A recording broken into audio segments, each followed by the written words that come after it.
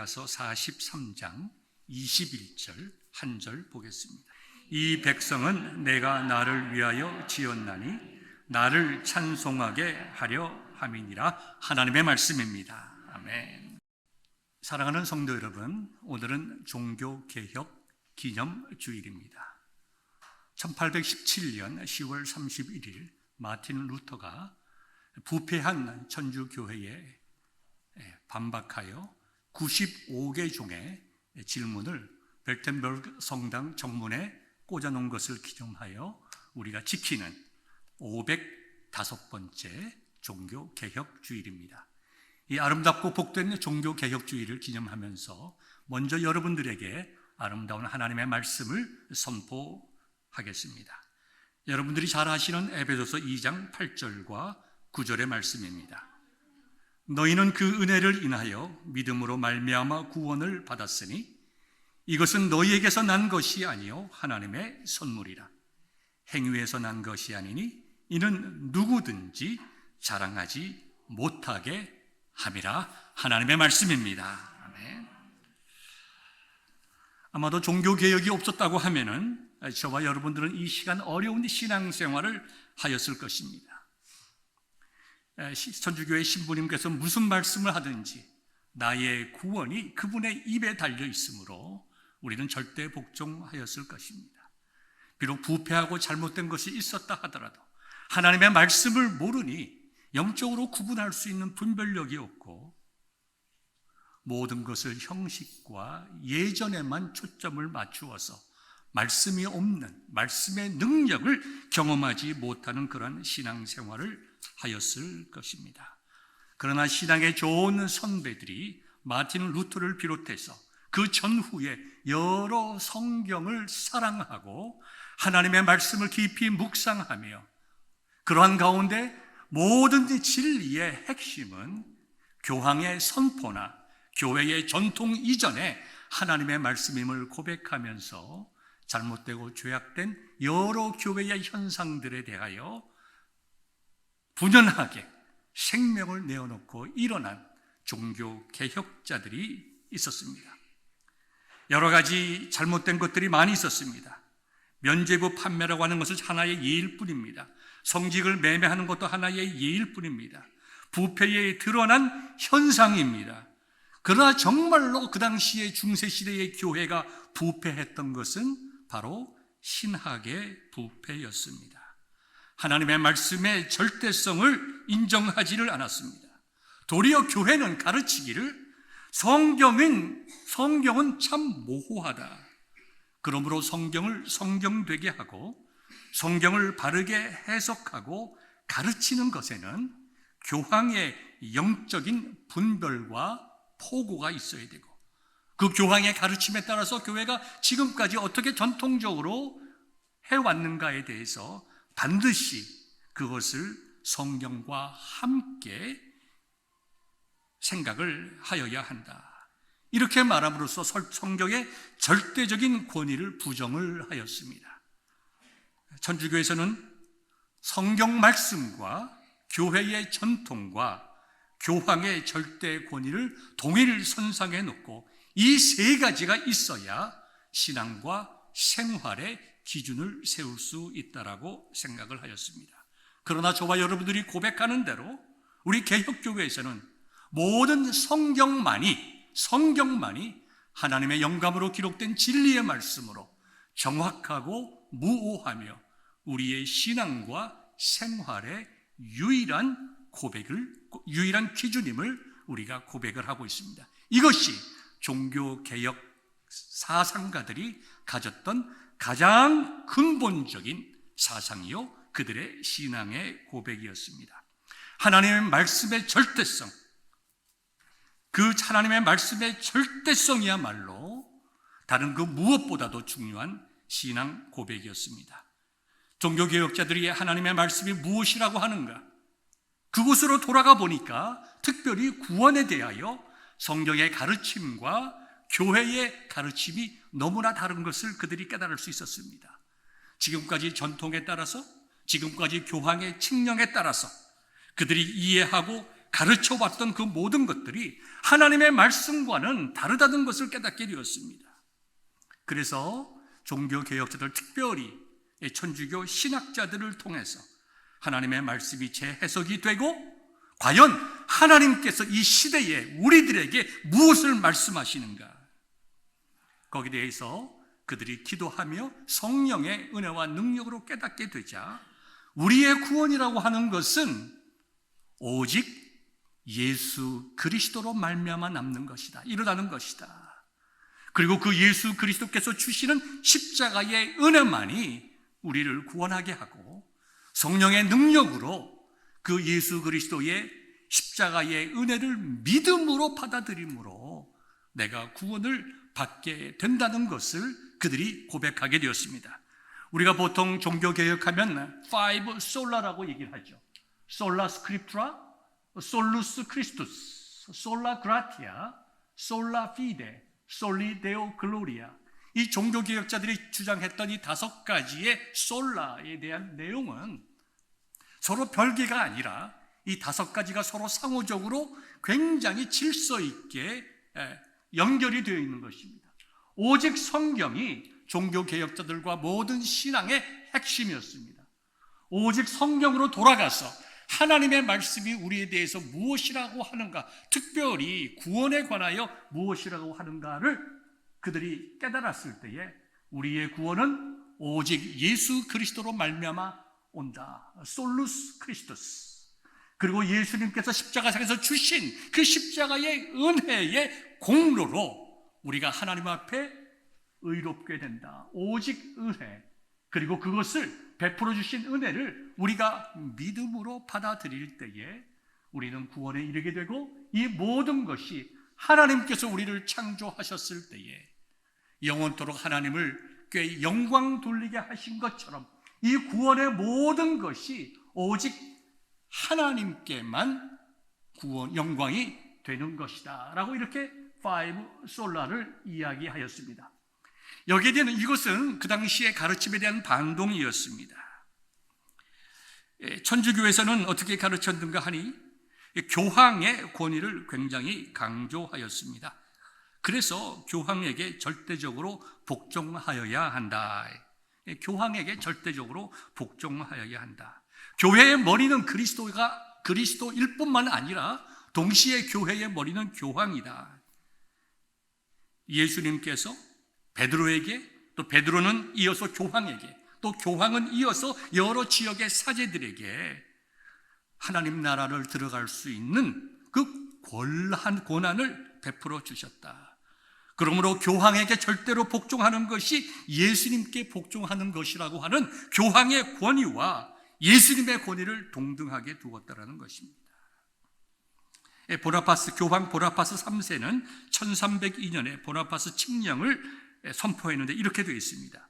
교황은 그리스도의 사제인 베드로의 계승자로서 교회의 머리이므로 구원을 얻기 위해서 모든 사람이 그에게 복종하는 것이 절대적으로 필요하다. 우리가 모두 도무지 말이 안 되는 것이지만 중세시대나 1300년대에 정말 모든 사람들이 당연하게 받아들였던 교황의 권위였습니다. 그리고 교황의 여러 칙령들은 무오하다. 처음에는 교황이 어떤 말을 하든지 다 무오하다고 가르쳤지만 그 다음에는 너무나 많은 실수를 하니까 교황이 교회에 내리는 교의, 그 칙령은 무오하다. 성경과 동일한 권위를 가지고 있는 진리의 말씀입니다. 이와 같이 잘못된 가르침을 주었습니다. 이와 같은 잘못된 가르침으로부터 많은 현상들이 나타나서 우리가 구원을 받기 위해서는 마리아의 기도가 필요하고 우리가 구원을 받기 위해서는 세례를 받아야 되며 우리가 구원을 받았는지 받지 않았는지는 사제가 분별하고 당신은 구원받았습니다 라고 선포해 줘야 내가 구원의 확신을 가지고 구원받은 줄 아는 것으로 그 당시의 사람들은 생각을 하였습니다. 교황과 사제의 권위가, 그리고 교황과 사제의 영광이 성경의 권위, 그리스도의 권위, 그리스도의 영광과 동일한 선상에 서 있는 그와 같은 잘못과 죄악을 저질렀습니다. 하나님의 말씀은 오로지 하나님만이 우리의 예배의 대상이요 영광 받으셔야 할 분이시고 우리의 죄를 용서해 주시는 분이라고 말씀하고 있음에도 불구하고 그 당시에 교황과 사제들은 그들이 자신들이 사람들의 죄를 용서해 줄 수 있는 권한을 가졌다고 생각을 했고 교회의 모든 진리는 교황에 의하여 선포되어야 한다고 생각을 하였고 모든 사람들이 교황에 복종하여야 구원받을 수 있다고 그렇게 가르쳤습니다.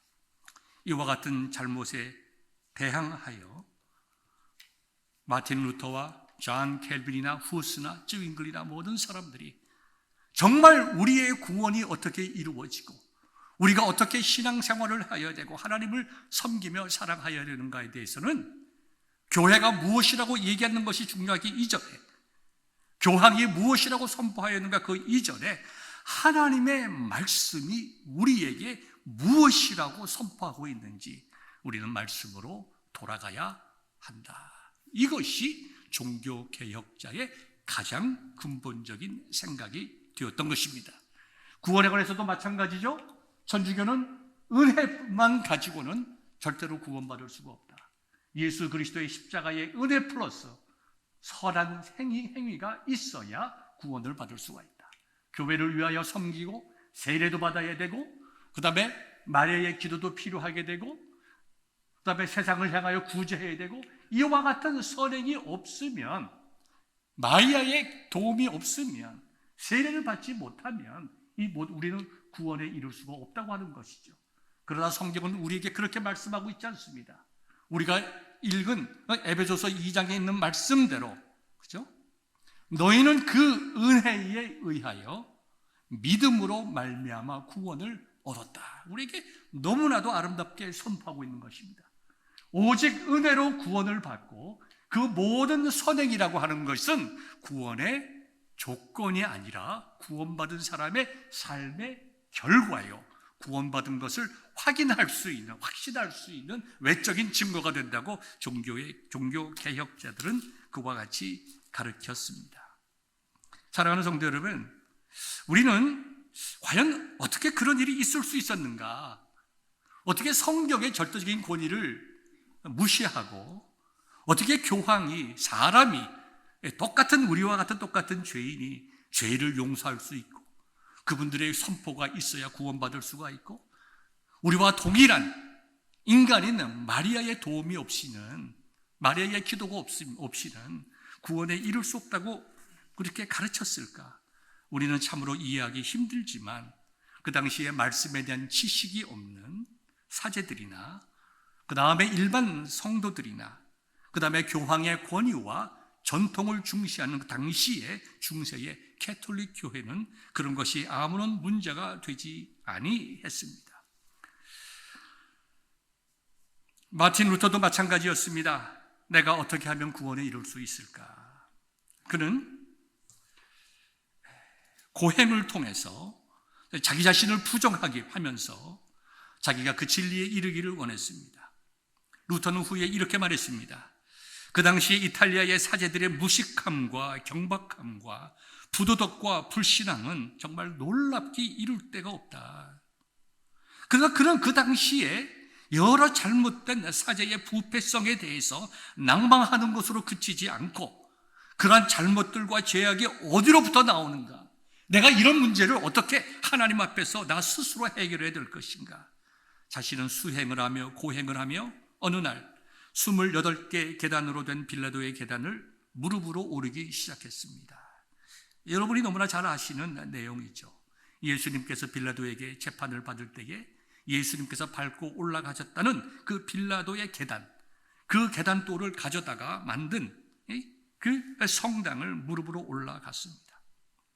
거기에는 아주 재미있는 그 이야기가 있었습니다. 이 계단을 주기도문을 외우면서 한 계단 한 계단 올라가면 나는 완전하지 못해서 천국으로 가지 못하고 연옥에 먼저 가게 될 터인데 내가 오늘 주기도문을 외우면서 한 계단 한 계단 올라가면 연옥에서 받을 형벌이 감해진다는 중세 교회의 가르침, 그 황당한 가르침이 있었기 때문에 이 사제였던, 천주교 사제였던 마틴 루터 역시 무릎에 피가 나는 것을 감수하면서 올라갔습니다.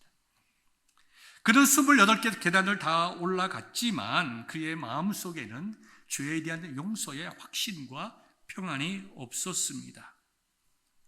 그의 여러 가지 후대의 기록을 보게 되면 루터는 그 계단을 다 올라간 다음에 이렇게 말했다고 그래요. 도대체 이것이 무슨 소용이 있단 말인가? 내가 이렇게 고행을 하며 무릎에 피를 흘리며 계단을 올라가는 것이 내 구원에 있어서 무슨 소용이 있단 말인가?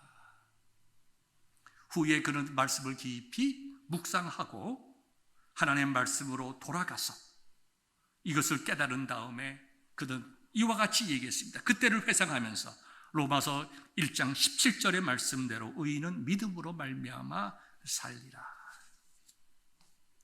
그와 같이 말씀하시는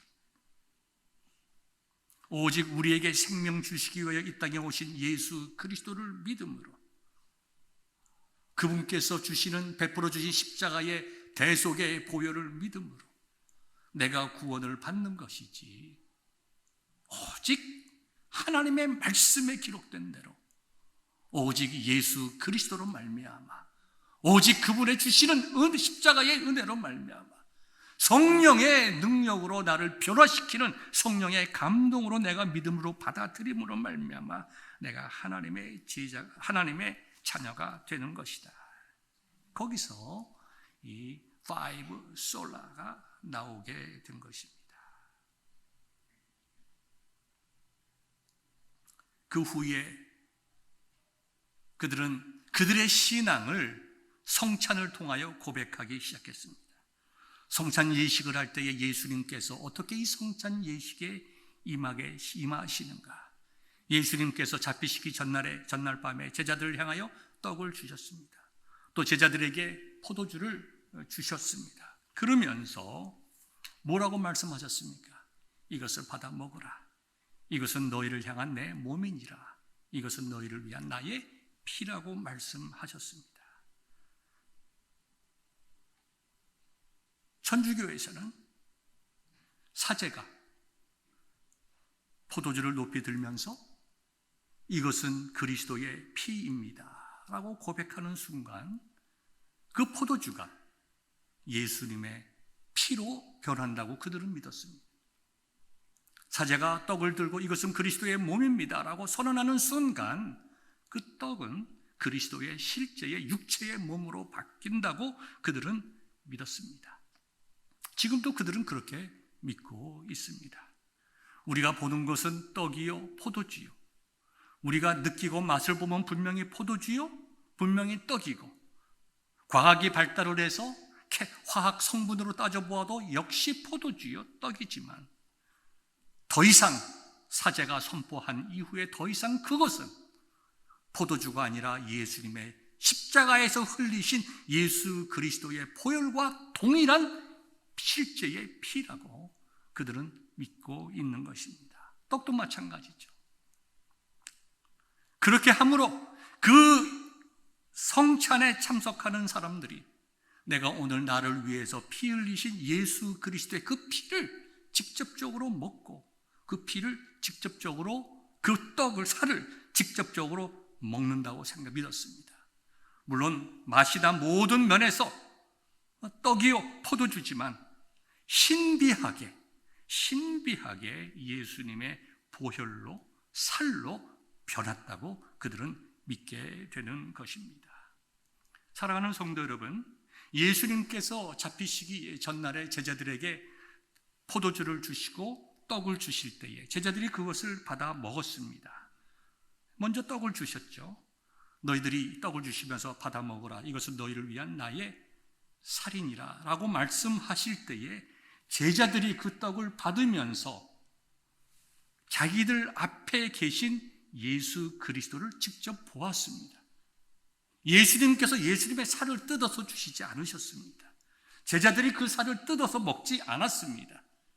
예수님께서 포도주의 잔을 따라 주시면서 마시라고 말씀하시고 이것은 너희를 위한 나의 피라고 말씀하실 때에 예수님께서는 피를 흘려서 잔에 따라서 제자들에게 주신 것이 아니었습니다. 제자들은 그것을 너무나 잘 알고 있었습니다. 그렇기에 성경이 우리에게 가르쳐주고 우리가 믿음으로 고백하는 것은 우리가 성찬에 임할 때에 포도주와 떡은 예수 그리스도의 죽으심을 상징하는 것이다. 상징이죠. 또 동시에 상징뿐만 아니라 예수 그리스도의 죽으심을 기념하는 기념이 되는 것이죠. 그러나 상징과 기념을 넘어서 우리의 좋은 신앙의 선배 켈빈이 고백한 것과 같이 우리가 성찬에 참여한다는 것은 예수 그리스도께서 이 시간 영적으로 우리에게 임하셔서 우리를 영적으로 먹이시고 우리를 새롭게 하심을 믿음으로 고백하는 것입니다. 이것을 우리는 신학적으로 영적 임재설이라고 우리가 말을 하고 있습니다. 영적으로 임재한다라고 하는 말은 조금 우리가 이해하기 어렵지만 여러분 이 성경 구절을 통하여 쉽게 이해하실 수 있을 것입니다. 우리가 마태복음을 보면 예수님께서 제자들에게 말씀하셨습니다. 내가 누구든 내 이름으로 모이는 그곳에 내가 너희와 함께 있으리라. 두세 사람이더라도 내 이름으로 모이는 그곳에 내가 너희와 함께 하리라. 어떤 말씀일까요? 예수님은 하나님이십니다. 온 우주 만물에 편재하십니다. 온 우주 만물에 다 계시는 것이죠. 동시에 지금 예수님께서는 우리와 똑같은 인간의 변화된 몸으로 계십니다.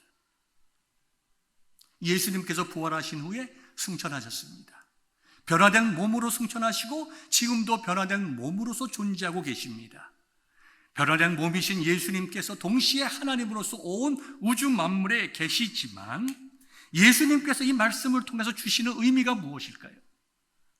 누구든지 나의 이름으로 적은 무리가 모였을지라도 내가 너희와 함께 하리라. 이 말씀은 예수 그리스도의 이름으로 모일 때, 다르게 표현한다고 하면 예수 그리스도에 대한 참다운 신앙 고백으로 모여서 예배하고 모여서 기도하고 모여서 소망을 주 예수 그리스도에게 둘 때에 예수님은 그곳에 함께 하셔서 그들의 죄를 용서하시고 그들의 기도를 들으시고 그들의 아픈 마음을 치료해 주시고 그들에게 평강을 주시고 그들에게 은혜와 능력을 주신다는 말씀입니다. 다시 말씀드려서 예수님께서는 온 우주 만물 속에 계시지만 예수 그리스도에게 대한 참다운 믿음을 가지고 모여 예배하고 기도하고 회개하는 그 무리들에게 예수님께서 특별하게 그들의 마음을 터치하시고 용서하시고 은혜를 주시고 치유하시고 새로운 능력과 소망을 주신다는 말씀 아닙니까? 마찬가지로 우리가 성찬에 임할 때에 천주교처럼 성찬에 임하는 그 자체로 은혜를 받는 것이 아니라 보기만 해도 떡과 포도주를 보기만 해도 은혜를 받는 것이 아니라 나를 향하신 예수 그리스도의 십자가의 은혜가 무엇인가? 내가 하나님 앞에서 어떤 존재인가? 내가 어떻게 용서함을 받았는가? 내가 용서함을 받은 하나님의 자녀로서 내가 어떻게 살아가고 있는가? 거기에 대한 참된 인식과 하나님 앞에서의 회개와 참되게 회개하는 자를 용서하시고 평안을 주시는 그 은혜에 대한 믿음의 고백이 있을 때에 그 믿음의 고백을 가지고 성찬의 자리에 나가서 나를 위해 생명 주신 예수님을 기념하고 그 은혜를 기억할 때에 우리 주님께서 그 자리에 임하셔서 치유와 평강을 주신다는 것입니다. 그것이 영적으로 임재하신다는 말이에요. 동시에 예수님께서 내 이 떡을 받아 먹으라고 하시고 이 잔을 받아 마시라고 하셨을 때에 그 말씀의 의미는 예수님께서 보리떡 5개와 물고기 2마리로 5,000명을 먹이신 것과 같이 연약하고 지치고 죄 가운데 빠져있는 우리들의 영혼을 예수 그리스도께서 신비한 방법으로 마치 보리떡 5개와 물고기 2마리로 5,000명을 먹이신 것과 같이 예수님의 살과 피를 우리의 영혼에게 나누어 주시고 우리의 영혼이 그것을 먹게 하심으로 배부르게 하시고 기쁨을 회복하게 하시고 용서에 대한 확신과 평강을 누리게 하신다는 것이 저와 여러분들이 고백하는 개혁주의의 성찬관이 되는 것입니다. 사랑하는 성도 여러분, 기독교와 개신교의 기독교와 천주교의 차이가 많이 있습니다. 어떤 분들은 그 차이를 물어보면 신부님은 결혼하지 않으시고 목사님은 결혼하시죠. 가장 먼저 나오는 말이죠. 그러나 여러분, 이 시간 분명히 기억해야 할 것은 기독교와 천주교의 차이점은, 가장 중요한 차이점은 2가지입니다. 첫째, 하나님의 말씀에 대한 견해입니다.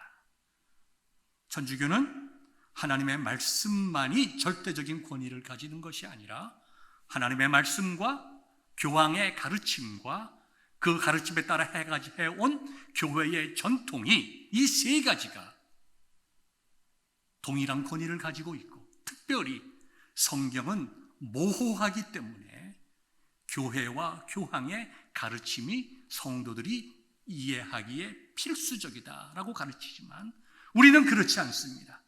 하나님의 말씀, 이 성경, 신구약 성경은 하나님의 영감으로 기록된 진리의 말씀으로 정확하고 무오하며 우리의 신앙과 생활의 유일한 법칙, 성경만이 절대적인 진리이고 성경만이 우리의 신앙과 생활의 기준이 된다. 이게 너무나도 큰 차이가 있는 것입니다.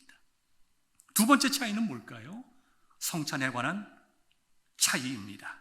이미 여러분들에게 말씀을 드린 것을 다시 설명을 해보면, 천주교에서는 사제가 선포할 때에 그것이 예수 그리스도의 피로 변하고 예수 그리스도의 진짜 살로 변함으로 말미암아 성찬 예식을 할 때마다 예수님께서 피를 흘리시고 살을 찢겨야 하는 것입니다. 예수님의 살과 피가 성찬을 할 때마다 계속적으로 찢기고 피를 흘리시다고 하는 것을 주장하는 것입니다. 그러나 우리는 분명히 고백하기에 예수 그리스도께서 십자가에 죽으시면서 마지막으로 하신 말, 다 이루었다, 다 이루었다. 우리로 하여금 우리의 죄를 완전하고 온전하게 용서하시고 우리로 하여금 담대하게 하나님 앞에 나가서 예배할 수 있는 제사장으로 만들어 주시지 않았습니까? 그리고 우리로 하여금 우리의 영혼에게 살과 피를 주심으로 우리의 영혼을 살찌우게 하시고 영과 결합되어 있는 우리의 육체와 감정과 정신이, 우리의 영혼이 새롭게 됨으로 말미암아 동시에 우리가 예수님을 구주로 고백하는 기쁨을 회복하게 하시고 우리의 입술에 찬송을 주시고 우리의 마음에 은혜 베풀어 주심을 경험케 되는 것 아닙니까? 이 2가지가 우리 종교개혁 기념주일에 기억해야 될 우리 캐톨릭과 우리 기독교의 다른 점이라고 하는 것을 분명히 기억하시고, 2번째는 저와 여러분들의 신앙의 고백이 어떤 신앙의 고백이냐, 어떤 신앙의 고백인가?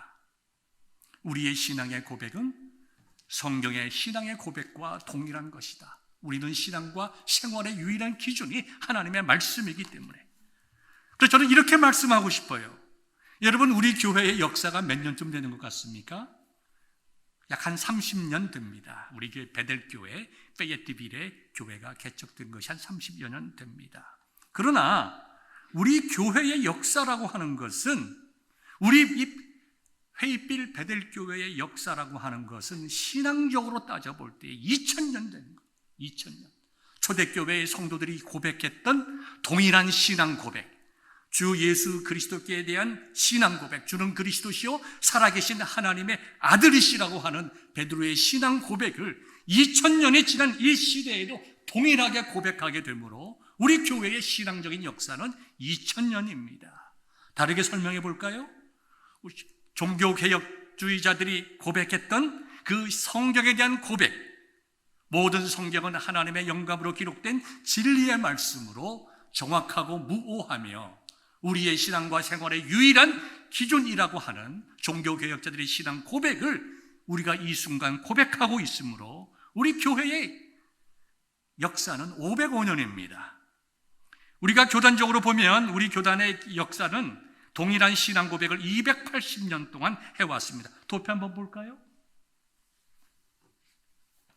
여러분 자세히 보시지 않아도 됩니다. 그럼 여기 보면 우리 미국에 있는 장로교 교단이 많이 있습니다. 그러나 가장 우리가 미국 교단 안에 있는 미국 교단으로서 장로교를 세 개만 들어봅시다. 가장 사이즈가 큰 PCUSA 교단은 1963년에 이루어졌습니다. 약 40년의 역사를 가지고 있습니다. 그 다음에 전에 우리가 있었던 PCA 교단을 봅시다. PCA 교단은 약 50년의 역사를, 정확하게 49년의 역사를 가지고 있습니다. 우리 교단은 280년 동안의 역사를 가지고 있다. 스코틀랜드에서 신앙의 자유를 찾아서 미국으로 올라온 사람들, 미국으로 이민 온 사람들, 280년 전에 교단이 북쪽과 남쪽에 있던 필라델피아에 있던 교단과 사우스캐롤라이나 쪽에 있던 교단이 같은 무리들이 모여서 교단을 형성한 후에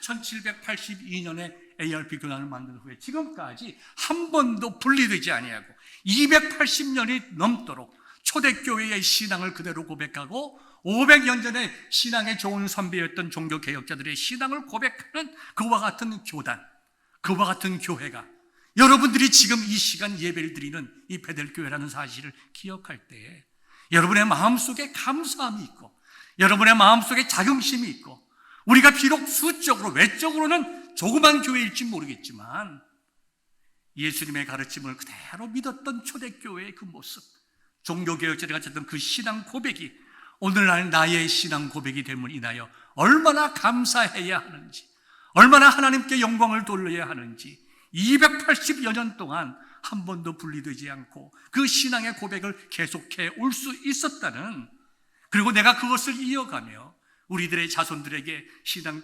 종교개혁자들의 신앙 고백을 동일하게 가르칠 수 있다고 하는 것은 얼마나 복된 일인가 하는 것을 여러분들이 꼭 기억하시고, 정말 우리가 성경의 절대적인 권위를 인정한다고 하면 나의 삶 속에서 하나님의 말씀이 말씀될 수 있도록, 하나님의 말씀이 말씀으로서 역사할 수 있도록 우리 자신들이 무릎 꿇어 기도하고 하나님의 말씀 앞에 자신들을 비추어 회개할 줄 알고, 하나님의 말씀은 능력이 있어서 우리의 삶을 변화시키고 세상을 변화시킬 수 있는 놀라운 파워를 가진 것을 우리가 우리의 삶을 통해서 나타낼 뿐만 아니라 우리가 주 예수 그리스도의 십자가의 죽으심을 기념하는 성찬 예식에 참여할 때마다 우리가 하나님 앞에 정말 부끄럽게 살았던 것들, 하지 말라고 했던 것을 한 그 모든 죄악들, 우리에게 시간 주시고 건강 주시고 은사를 주시고 우리에게 물질을 주신 그 모든 좀 영적인 복들과 세상적인 복들을 하나님께서 기뻐하시는 일에 사용하지 못했던 그 무엇들, 먼저 우리가 회개하고 하나님의 용서하심을, 주 예수 그리스도의 은혜의 용서하심을 구하며 나아갈 때에 우리 주님께서 우리의 영혼을 우리 주님의 살과 피로 먹이시고 치유하시고 새롭게 하시고 은혜와 능력 주신다는 고백으로 성찬 예식에 참여하여야 할 것입니다.